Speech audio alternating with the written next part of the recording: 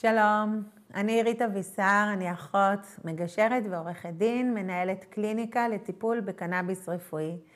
היום אני רוצה לדבר על הרצף הטיפולי שקצת נפגע לאחרונה. בישראל כ100,000 מטופלים בקנאביס, רבים מאוד מהם הנפיקו רישיונות עם רופאים פרטיים ולא דרך המרפאות הציבוריות.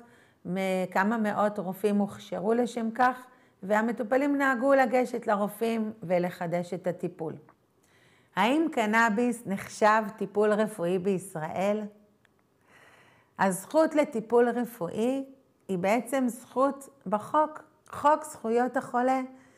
פרק ג', הזכות לטיפול רפואי בסעיף 3א, כל הנזקק לטיפול רפואי זכאי לקבלו בהתאם לכל דין ובהתאם לתנאים ולהסדרים הנוהגים מעת לעת במערכת הבריאות בישראל. בשבוע שעבר קיבלו כמה רופאים שיחת טלפון ממנהל היק"ר, ממשרד הבריאות, והורו להם להפסיק את עבודתם, ובצורה זו בעצם לעצור את הרצף הטיפולי של המטופלים שלהם. ההבטחה של המשך טיפול נאות זה לא משהו שאפשר לוותר עליו. ברגע שמטופל סיים טיפול אצל רופא אחד והוא צריך לעבור לרופא אחר, או הוא טופל בבית חולים אחד או בקופת חולים מסוימת ועבר לקופה אחרת, המטופל זכאי לרצף טיפולי. אמנם גם בעבר מנהל היק"ר הכריז שאת הקנאביס ינפיקו רק בציבורי, אבל בפועל זה לא קרה. בפועל הרופאים המשיכו לעבוד בפרטי, ובעצם מרפאות בבתי חולים, ובעצם מרפאות כאב וגם מרפאות אחרות בבתי חולים, תלו שלטים על הדלתות, כאן לא מקבלים קנאביס, ופה אתם רואים כתבה מ-2015, במרפאות מסוימות גם אחר כך, הנה כתבה מ-2018, ועד היום אנחנו עכשיו בסוף 2021, ובישראל בעצם לא רק שלא נותנים את הקנאביס במוסדות הציבוריים, גם עצרו את הפעילות של הרופאים שבעצם עבדו והיו משויכים למוסדות ציבוריים, אבל נתנו את הקנאביס בצורה פרטית. זאת אומרת, לאחר שנים של עצימת עיניים, אנחנו הרבה שנים בתוך התהליך של הקנאביס, בצורה חדה ביותר ובבת אחת, ללא הכנה מוקדמת של הרופאים בשטח, הרופאים שקיבלו את הטלפון ממשרד הבריאות עם ההנחיה להפסיק את העבודה הפרטית, בעצם גרמו למצב משרד הבריאות שיש עכשיו אלפים של חולים בלי רישיון בתוקף. לא הכינו את הרופאים במרפאות קופות החולים. כל מטופל יש לו את הזכות לקבל מידע, והיום בעצם אנחנו במצב שהרופאים עצמם לא יודעים, אז הם לא יודעים לתת מידע למטופל. עדיין כל מטופל זכאי לקבל מהרופא שלו מידע גם על קנאביס, ולא ייתכן מצב שבמשרד הבריאות לא הכשירו את הרופאים, רופאי המשפחה, רופאים מומחים בכל תחום. היום הם הרופאים שאמורים להגיש את הבקשה לרישיון.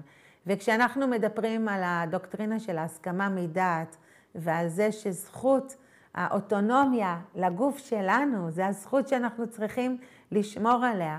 ואם יש טיפול רפואי מתאים, וכל טיפול, כל אדם סביר מצפה לקבל מהרופא שלו, הרופא שמטפל בו, את כל המידע.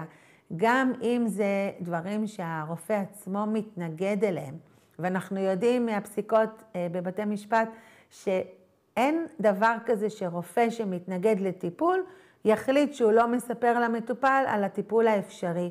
ולכן אני אומרת שוב, צריך להסביר למטופלים על סיכונים וסיכויים ותופעות לוואי של תרופות, של טיפולים, להציע להם את האפשרות של קנאביס, ולא לחכות רק שהמטופל יתחנן או יקנה במשך שנה שלמה תרופות שגורמות לו להפרעה, ולהרבה מאוד אנשים אין איכות חיים בשל טיפול תרופתי שהם לוקחים.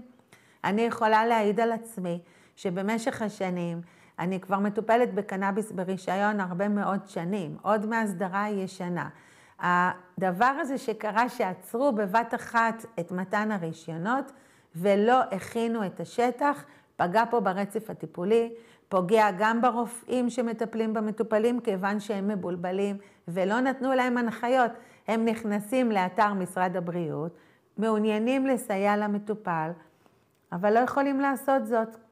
אז בשעת משבר זו, מה שאפשר להגיד לסיכום, זה שכרגע המצב בשטח הוא זה שהרבה מאוד מטופלים ללא רצף טיפולי וללא חידוש רישיון ומרשמים, גם כשהרופא שלהם מעוניין לעזור לו, למטופל, אין לו הנחיות והוא לא קיבל הכשרה או הדרכה מה לעשות עם זה.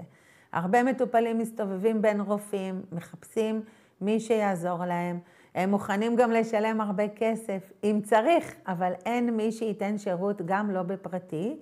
ובמצב כזה אנחנו היום מדברים בעצם על אולי שוב כמו נוהל קורונה שעשו חידוש אוטומטי למטופלים שהסתיים להם הרישיון באותם ימים שהיינו בסגרים, ויכול להיות שזה יהיה הפתרון.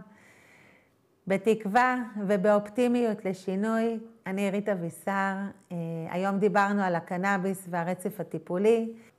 תודה ולהתראות.